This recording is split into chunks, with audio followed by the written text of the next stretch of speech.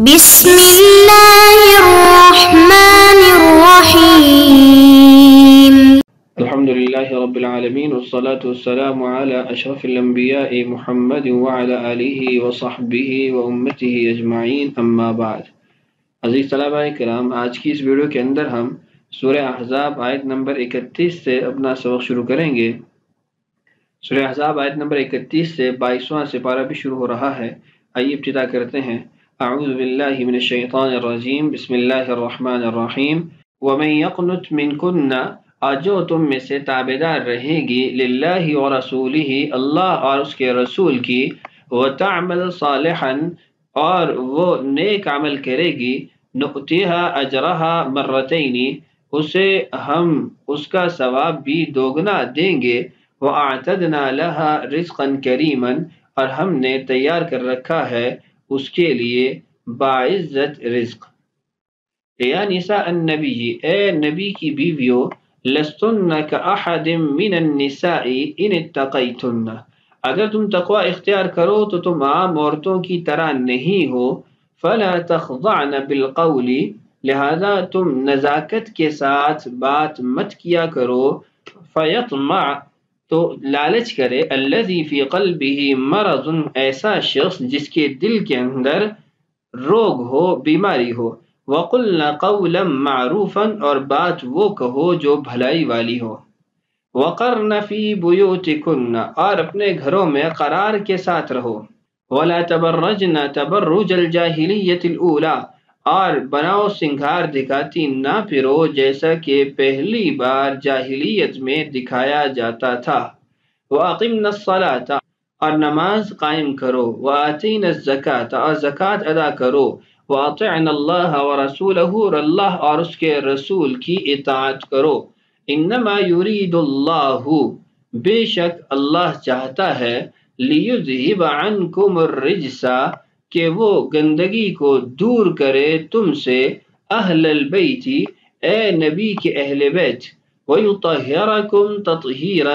اور تمہیں ایسی پاکیزگی عطا کرے جو ہر طرح سے ہو. وَاذْكُرْنَ مَا يُتْلَى فِي بُيُوتِكُنَّ، اور جو سنائی جاتی ہیں تمہارے گھروں کے اندر اس کو یاد رکھو. من آیات اللہ والحکمت، اللہ کی آیتوں میں سے اور حکمت کی باتوں میں سے، یعنی تمہارے گھروں میں اللہ کی جو آیتیں اور حکمت کی جو باتیں سنائی جاتی ہیں ان کو یاد رکھو. ان اللہ، بے شک اللہ، کان لطیفا خبیرا، بہت باریک بین ہے اور ہر بات سے باخبر ہے. ان آیات کی بابت جلالین کی جو عبارت ہے اس کو پڑھ لیتے ہیں. وَمَن یقنت، صاحب جلالین نے ترجمہ کیا یطع، اور جو اطاعت کرے گا، منکن، تم میں سے، للہ، اللہ کی، ورسولہ، اور اس کے رسول سے. اللہ کی اطاعت و اللہ کے حقوق کی ادائیگی کے ساتھ، اللہ کی عبادت کر کے، اور رسول اللہ صلی اللہ علیہ وسلم کی اطاعت، ان کے حقوق ادا کر کے، خاص طور پہ رشتہ زوجیت کی وجہ سے جو آپ کے حقوق ان پر لازم ہے ان کی ادائیگی کے اعتبار سے. وَتَعْمَلْ صَالِحًا، اور نیک اعمال بھی کرے، نُؤْتِهَا أَجْرَهَا مرتين، ہم اس کو دو گنا اجر دیں گے. ای مثل ثواب غیرہن من النساء، ان کے علاوہ دیگر جو عورتیں ہیں ان کے ثواب کے 2 گنا بڑھا کر ان کو اجر دیا جائے گا. جیسے آپ نے سابقہ ویڈیو میں پڑھا کہ گناہ بھی دگنا کر دیا جائے گا اور نیکی بھی دگنی کر دی جائے گی. فرماتے ہیں وفی قراءۃ بالتحتانیہ، ایک قراءت کے اندر یا کے ساتھ بھی یہ الفاظ آئے ہیں. کون سے الفاظ؟ فی تعمل ونؤتها، کہ تعمل یعنی ایک قراءت میں یعمل ہے، ویعمل صالحا، اور نؤتها یہ ایک قراءت میں یؤتها ہے. جس قراءت میں یعمل پڑھا جاتا ہے تو اس میں یہ ضمیر من یقنت میں جو من ہے اس کی طرف لوٹتی ہے، اور نؤتها کو جس قراءت میں یؤتها پڑھا جاتا ہے تو اس کی ضمیر اللہ تعالیٰ کے نام کی طرف لوٹتی ہے. وَأَعْتَدْنَا لَهَا رِزْقًا كَرِيمًا، اور ہم نے ان کے لیے تیار کر رکھا ہے اعلیٰ قسم کا رزق، بہترین قسم کا رزق، باعزت قسم کا رزق. فی الجنتی، جنت میں. زیادتاً یہ کریمن کی یہاں پر تفسیر ذکر ہوئی ہے کہ کریمن یہ ایک چیز کے حسن و جمال کو اور کثرت کو کہا جاتا ہے. چونکہ ہر چیز کے اندر قریب ہونے کی صفت پایا جانا وہ اسی کی مناسبت سے ہوتی ہے۔ مثال کے طور پہ اگر کہا جائے شاۃ کریمۃ، تو اس کا مطلب ہے الشاۃ الجمیلۃ الحسینہ کثیرۃ اللبن، کہ ایسی بکری جو خوبصورت بھی ہے، حسن و جمال والی بھی ہے، دکھنے میں اچھی لگتی ہے، اور اس کے ساتھ ساتھ دودھ بھی زیادہ دینے والی ہے۔ تو رزقاً کریماً، رزقاً حسناً زیادتاً، یا رزقاً حسناً کثیراً، یہ اس کے کریماً کے مفہوم کے اندر داخل ہے۔ آیت کے اندر آپ نے دیکھا کچھ افعال جو ہے وہ ساکن ہے، وَمَن يَقْنُتْ وَتَعْمَلْ نُؤْتِهَا، تو اس کی وجہ یہ ہے کہ وَمَن يَقْنُتْ مِنكُنَّ لِلَّهِ وَرَسُولِهِ وَتَعْمَلْ صَالِحًا، یہ شرط ہے، شرط کی وجہ سے مجزوم ہے، اور نُؤْتِهَا یہ جواب شرط کی وجہ سے محذوف ہے، اصل میں تھا نُؤْتِيهَا، تو یا حرف علت کو حذف کیا گیا جازم کے آنے کی وجہ سے، اس فعل کے مجزوم ہونے کی وجہ سے۔ آگے دیکھیں، یا نساء النبی، اے نبی کی بیویوں، لستن تم نہیں ہو ساری کی ساری کاحد من النساء ایک عام عورت کی طرح۔ صاحب جلالین نے کاحد کا جو ترجمہ کیا وہ ہے کجماعت، کہ تمہاری جو جماعت ہے، تمہارا جو مجموعہ ہے، یہ عام عورتوں کے مجموعے کی طرح نہیں ہے۔ تو احد کا صاحب جلالین نے جو مفہوم واضح کیا وہ جماعت سے کیا ہے۔ ان اتقیتن، اگر تم تقوی اختیار کرو، اگر تم بچو اللہ کی معصیت سے، فَإِنَّكُنَّ أَعْظَمُ، تو تم بہت بڑے درجات کو پانے والی ہو، فَإِنَّكُنَّ أَعْظَمُ دَرَجَاتٍ، تم بڑے درجات پر فائز ہونے والی ہو، فَلَا تَخْضَعْنَ بِالْقَوْلِ، تو تم پھر نزاکت کے ساتھ بات نہ کرو، لِلرِّجَالِ مردوں سے، جب مردوں سے بات کرنے کی ضرورت پیش آئے تو اس وقت تم نزاکت کے ساتھ باتیں مت کرو، فَيَطْمَعَ الَّذِي فِي قَلْبِهِ مَرَضٌ، تاکہ دل میں جس شخص کے روگ ہے، بیماری ہے، لالچ پیدا ہو جائے، ایسا نہ ہو۔ نفاق، مرض کی تشریح کی نفاق۔ وَقُلْنَ قَوْلًا مَعْرُوفًا، اور بات کہو وہ جو بھلائی والی ہو، من غیر خضوع، لیکن نزاکت کے ساتھ نہ ہو، اچھی بات ہو، ضرورت کی بات ہو تو وہ بات کرو، لیکن نرم و نازک لہجے کے اندر بے تکلف باتیں نہ کرو کہ اس سے دلوں کے اندر روگ پیدا ہو، دلوں کے اندر لالچ پیدا ہو، برے خیالات پیدا ہوں۔ وقرن فی بیوتکن، وقرن فرماتے ہیں بکسر القاف وفتحہا، اس کو قرنا بھی پڑھ سکتے ہیں اور اس کو قرنا بھی پڑھ سکتے ہیں۔ قرنا پڑھیں گے فتحہ کے ساتھ تو یہ نافع اور عاصم رحمہم اللہ کی قرات ہے، اور کسرہ کے ساتھ قرنا پڑھیں گے تو یہ جمہور قراء کی قرات ہے۔ یہ کیسے صیغہ بنا ہے، یہ مشکل صیغوں میں اس کا شمار ہوتا ہے۔ یہاں پر صاحب جلالین نے بھی اس کی ایک تعویل لکھی ہے یا ایک وضاحت لکھی ہے، اس کو بھی پڑھ لیتے ہیں، اور دیگر جو اس کے مادہ ہے اس سے بھی بات کر لیتے ہیں۔ صاحب جلالین فرماتے فی بیوتکن، اپنے گھروں میں، من القراری،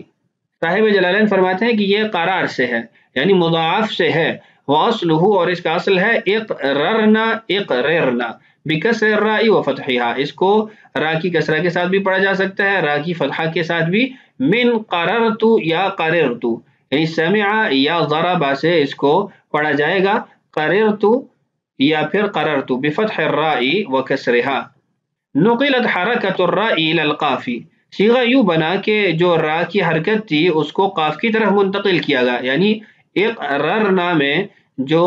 را کے اوپر فتحہ ہے اور قاف ساکن ہے تو را کی فتحہ کو قاف کی طرف منتقل کیا گیا اور را کو ساکن کر دیا گیا۔ اب اس کے بعد وحذفت، دو را ساکن اکٹھے ہیں تو ایک کو حذف کر دیا گیا، مع حمزۃ الوصلی، اور حمزہ وصلی کو بھی حذف کر دیا، اس لیے کہ قاف اب متحرک ہے، حمزہ وصلی کی حاجت باقی نہیں رہی کہ صیغہ اس کے بغیر بھی پڑھا جا رہا ہے۔ تو یہ صاحب جلالین نے جو اس صیغے کا مادہ ذکر کیا ہے اس کی وضاحت آپ کے سامنے کر دی ہے۔ اسی کو علم الصیغہ کے اندر بھی مشکل صیغوں کی فہرست میں ذکر کیا گیا ہے، آپ وہاں پر بھی پڑھ سکتے ہیں۔ مزید مفسرین نے لکھا ہے کہ وقرنا، یہ قارا یا قارو سے بھی ہو سکتا ہے، جیسے کہ بیضاوی رحمہ اللہ نے اس کی وضاحت کی ہے کہ قارا یا قارو سے امر کا صیغہ قرنا بن جائے گا۔ بعض کے نزدیک یہ وقارا یقیر وقارن سے ثبت و سکن کے معنی میں قرنا صیغہ بن جائے گا۔ فرماتے ہیں ولا تبرجنا، اور نہ اظہار کریں، بترک احدى التائین من اصلہ، اصل میں ولا تتبرجنا، تبرج یتبرج سے تتبرجنا ہوگا، تو ایک تا کو اس صیغے سے حذف کیا گیا ہے۔ تبرج الجاہلیت الاولی، پہلی جاہلیت کی زیب و زینت کو اختیار کر کے، ای ما قبل الاسلامی، یہ الجاہلیت الاولی کی وضاحت ہو رہی ہے کہ اسلام سے قبل، من اظہار النساء محاسنہن للرجال، عورتیں جو اپنے محاسن کو، اپنی زیب و زینت کے مقامات کو مردوں کے لیے ظاہر کرتی تھی، اس سے ممانعت ہو رہی ہے۔ والاظہار بعد الاسلام مذکور فی آیہ، اور جو اسلام کے بعد کی زیب و زینت کو ظاہر کرنا ہے، اس سے متعلق جو ممانعت پائی جاتی ہے، جو حکم پایا جاتا ہے، وہ سورہ نور میں ہے، وَلَا يُبْدِينَ زِينَتَهُنَّ إِلَّا مَا ظَهَرَ مِنْهَا، اپنی زیب و زینت کو ظاہر نہیں کریں گی مگر یہ کہ جو اس میں سے ظاہر ہو جائے۔ تفصیلات اس آیت کی آپ سورہ نور کے اندر پڑھ چکے ہیں۔ آیت کے ان ٹکڑوں کے اندر جو مضامین مذکور ہیں، ان کا خلاصہ یہ ہے کہ عورت کا اصل مقام اس کا گھر ہے، اور اگر وہ ضرورت کی بنیاد پر باہر نکلنا چاہتی ہے، جانا چاہتی ہے، تو اس کے لیے جائز ہے، جیسا کہ رسول اللہ صلی اللہ علیہ وسلم کی احادیث سے واضح ہے کہ جب عورت کو کوئی حاجت ہو باہر جانے کی تو وہ پردے کے اندر باہر جا سکتی ہے، لیکن جو اصل اس کا مستقر ہے یا اس کی ذمہ داریوں میں شامل ہے، وہ گھروں کے اندر ہی رہنا ہے، کہ گھر کے اندر رہ کے گھر کے فرائض کو انجام دینا اور خاندان کی تعمیر کرنا، یہی اس کی زندگی کا اصل مقصد اس آیت کے اندر بتایا گیا، اور اسی سے معاشرے کا جو توازن ہے وہ باقی رہتا ہے، بصورت دیگر معاشرے کا توازن بگڑ جاتا ہے۔ دوسری بات یہاں پر آپ نے دیکھا کہ منع فرمایا گیا کہ پہلی جاہلیت کی طرح بناؤ سنگار کر کے غیر مردوں کو دکھاتی نہ پھریں۔ اس سے مراد یہ ہے کہ رسول اللہ صلی اللہ علیہ وسلم کی بعثت کے زمانے سے پہلے جو بے حیائی کے ساتھ بناؤ سنگار کر کے عورتیں مردوں کے سامنے پھرتی تھیں، اس سے منع کیا گیا ہے۔ اور الجاہلیت الاولی سے ایک معنی یہ بھی حاصل ہوتا ہے کہ الجاہلیت الاخری بھی ہے، اور الجاہلیت الاخری وہ آج ہمارے زمانے میں تو بالکل واضح ہے کہ ہمارے زمانے کی جاہلیت نے اپنی بے حیائی میں پہلی جاہلیت کو بھی مات دے دی ہے، اس کو بھی پیچھے چھوڑ دیا ہے۔ اور ایک بات یہاں بھی آپ نے پڑھ لی کہ جو زیب و زینت جاہلیت میں اختیار کرنے کے باہر نکلنے کی ممانعت تھی، اس کو تو یہاں واضح کر دیا گیا، لیکن اسلام کے اندر زیب و زینت کا جو پھر حکم تھا وہ آپ سورہ نور کے اندر پڑھ چکے ہیں۔ وَأَقِمْنَا الصَّلَاةَ، اور نماز قائم کریں، وَآتِينَا الزَّكَاةَ، اور زکوٰۃ ادا کریں، وَأَطِعْنَا اللَّهَ وَرَسُولَهُ، اور اللہ اور اس کے رسول کی اطاعت کریں۔ انما یرید اللہ، بے شک اللہ چاہتا ہے، لیذھب عنکم الرجس، کہ وہ دور کرے تم سے گناہوں کو، گندگی کو، الاسم، صاحب جلالین نے رجس کا ترجمہ کیا الاسم، یا اہل البیت، اے اہل بیت، یا یہاں پہ محذوف نکال کے صاحب جلالین نے اس طرف اشارہ کیا کہ اہل البیت جو منصوب ہے یہ ندا کی وجہ سے ہے، اور اس سے مراد صاحب جلالین نے ذکر لکھی ہے، اور اس سے مراد اہل بیت سے مراد یہاں صاحب جلالین نے نساء النبی ذکر کی ہے۔ وَيُطَهِّرَكُمْ تَطْهِيرًا، اور تمہیں اس سے اچھے طریقے سے پاک کر دے، ایسا پاک کر دے کہ پھر اس میں گندگی نہ آئے۔ یہاں پر ایک بات کی وضاحت کر دوں کہ آیت کے اگر سیاق و سباق کو آپ دیکھتے ہیں تو اہل بیت سے یہاں پر مراد وہ ازواج مطہرات ہیں، لیکن اگر آپ صیغوں کو دیکھتے ہیں تو صیغے مذکر کے ہیں، لیذھب عنکم الرجس ویطہرکم، تو اس سے یہ معلوم ہوتا ہے کہ یہاں پر مرد مراد ہے، جس میں سیدنا حسن ہے، سیدنا حسین ہے، سیدنا علی ہے رضی اللہ عنہ اجمعین، اور سیدہ فاطمہ رضی اللہ عنہا ہے۔ تو دونوں قسم کے اقوال ہمیں ملتے ہیں، لیکن جو عمومی قول ہے وہ زیادہ اولا اور اعلیٰ ہے کہ اس سے آپ صلی اللہ علیہ وسلم کی ازواج مطہرات بھی مراد ہیں، اور آپ صلی اللہ علیہ وسلم کی اولاد بھی، اور سیدنا علی رضی اللہ عنہ بھی اس میں شامل ہیں، اس لیے کہ رسول اللہ صلی اللہ علیہ وسلم نے ایک موقع پر ایک چادر لی اور اس کے نیچے سیدہ فاطمہ کو، سیدنا علی کو اور حسن اور حسین رضی اللہ عنہ اجمعین کو اپنے ساتھ بٹھایا، اور آپ نے ارشاد فرمایا اللہم اہل بیتی، اے اللہ یہ میرے گھر والے ہیں، یہ میرے اہل بیت ہیں، اور پھر آپ نے انہی آیات کو تلاوت فرمایا۔ تو حقیقت یہ ہے کہ رسول اللہ صلی اللہ علیہ وسلم کی جو بیویاں ہیں وہ سیاق و سباق کی وجہ سے اس حکم میں داخل ہیں، اور جو حضرت فاطمہ ہیں، حضرت علی ہیں اور ان کے بیٹے ہیں، یہ رسول اللہ صلی اللہ علیہ وسلم کی حدیث سے اس کے اندر شامل ہیں، اور یہ جو مذکر کے صیغے ہیں اس کی بنیاد پر بھی وہ اس سے مراد ہیں۔ وَيُطَهِّرَكُمْ تَطْهِيرًا، تطہیر سے مراد یہ نہیں ہے کہ وہ معصوم بن جائیں گے، بلکہ تطہیر ہوتی ہی اس وقت ہے جب انسان سے کوئی ایسا عمل سرزد ہو جو نہیں ہونا چاہیے تھا، تو مطلب یہ ہے کہ گناہوں سے پاک ان کو کیا جائے گا اگر ان سے گناہ ہو جاتے ہیں، یہ مطلب نہیں ہے کہ وہ انبیاء کی طرح معصوم ہو گئے ہیں کہ اب ان سے گناہ نہیں ہو سکتا۔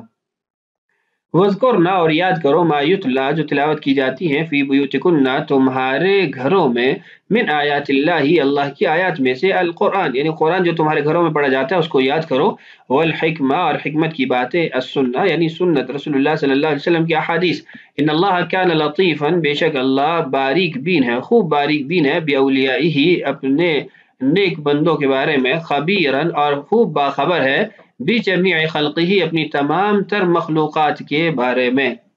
اس آیت کے اندر جو معنی اور مفہوم واضح کیا گیا ہے اس میں آپ غور کریں تو رسول اللہ صلی اللہ علیہ وسلم کی بیویاں جو انوار نبوت میں رہتی تھی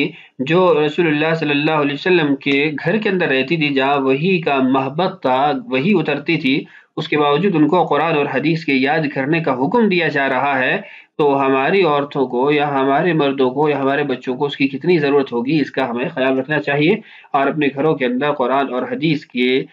تعلیم کرنی چاہیے تفسیر پڑھنی چاہیے سیرت کی کتابیں پڑھنی چاہیے اور بچوں کو سنانی چاہیے۔ تو آج کی اس ویڈیو کے اندر ہم نے یہاں تک پڑھ لیا اگلی ویڈیو میں انشاءاللہ ہم مزید اسی تسلسل کو آگے چلائیں گے۔ اللہ تعالی ہم سب کو قرآن پاک سے سچی محبت عشق اور لگن نصیب فرمائے اور اللہ تعالی ہم سب کا حامی و ناصر ہو۔ السلام علیکم ورحمۃ اللہ وبرکاتہ۔